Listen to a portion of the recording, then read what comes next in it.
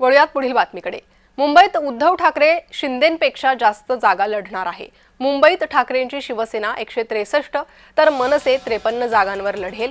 राष्ट्रवादी शरदचंद्र पवार पक्षाला ठाकरेंकडून 11 जागा देण्यात आल्या आहेत। मुंबई आणि ठाण्यात ठाकरे आणि शिंदेंच्या शिवसेनेची अधिकृत यादी जाहीर नाहीये। पालिका निवडणुकीत ठाकरेंची आणि शिंदेंची नवी रणनीती आहे। उमेदवारी अर्ज भरल्यानंतरही दोन्ही शिवसेनेकडून याद्या जाहीर करण्यात आल्या नाहीत। तर मनसेकडूनही उमेदवार यांची नावं त्या संदर्भात गुप्तता पाळण्यात आलेली आहे। पक्षांकडून उमेदवारांसंदर्भात कमालीची गुप्तता या निवडणुकीत पाळण्यात येते। उमेदवारी अर्ज भरल्यानंतरही दोन्ही पक्षांकडून याद्या जाहीर करण्यात आलेल्या नाही। तर इकडे मुंबईत उद्धव ठाकरे शिंदेंपेक्षा जास्त जागा लढणार आहे। ठाकरे आणि शिंदेंच्या शिवसेनेच्या उमेदवारांची अधिकृत यादी मात्र जाहीर झालेली नाही।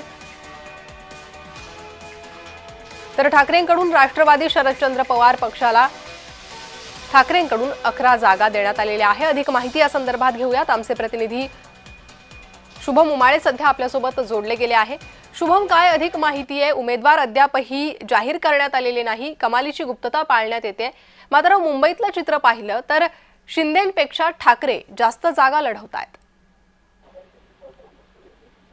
प्रणिता, खरं पाहायला गेलं तर काल उमेदवारी अर्ज दाखल करण्याचा शेवटचा दिवस होता आणि शेवटच्या दिवशी आपल्याला जे आहे अनेक अचूक अंदाज समोर येताना दिसून आलेले आहेत अनेक पक्षांचे। आणि अशामध्ये समजा पाहायला गेलं तर मुंबई महानगरपालिका निवडणुकीसाठी एकनाथ शिंदे यांच्या शिवसेनेपेक्षा उद्धव ठाकरे यांची जी शिवसेना आहे यांनी सर्वात जास्त उमेदवार महानगरपालिकेच्या रिंगणात दिलेले दिसून येत आहेत। 227 प्रभाग सध्या मुंबईमध्ये आहेत, ज्यामध्ये 163 ठिकाणी उद्धव ठाकरे यांनी उमेदवार दिलेले आहेत। तर 53 ठिकाणी जे आहेत 53 जागा ज्या आहेत त्या महाराष्ट्र नवनिर्माण सेनेला दिलेल्या आहेत। आणि अशामध्येच 11 जागा ज्या आहेत ते राष्ट्रवादी शरद पवार पक्षाला देण्यात आलेल्या आहेत। खरं पाहायला गेलं तर मुंबई आणि ठाण्यात ठाकरे आणि शिंदेची शिवसेना यांची अधिकृत यादी जी आहे ती जाहीर नाही झालेली आहे, पण हे अंदाजे आकडे जे आहेत ते सध्या समोर आलेले आहेत।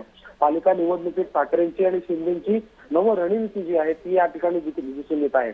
उमेदवारी अर्ज भरल्यानंतरही दोन्ही शिवसेनेकडून याद्या ज्या आहेत त्या जाहीर नाही झालेल्या आहेत। अर्थातच बंडखोरी टाळण्यासाठी हे रणनीती असावी असाही देखील एक अंदाज व्यक्त केला जातोय। प्रणिता, अगदी शुभम, मात्र ही नावं कधीपर्यंत समोर येऊ शकतात? कधीपर्यंत या याद्या समोर येतील? अर्थातच उमेदवारी अर्ज मागे घेण्याची तारीख ही 3 जानेवारी 2024 अशा पद्धतीने आहे। त्यामुळे कदाचित 3 तारखेनंतर अधिकृत यादी ही घोषित होऊ शकते। जी शुभम, आणि त्या संदर्भातील अपडेट तुमच्याकडनं घेत राहू। धन्यवाद या सविस्तर माहितीसाठी।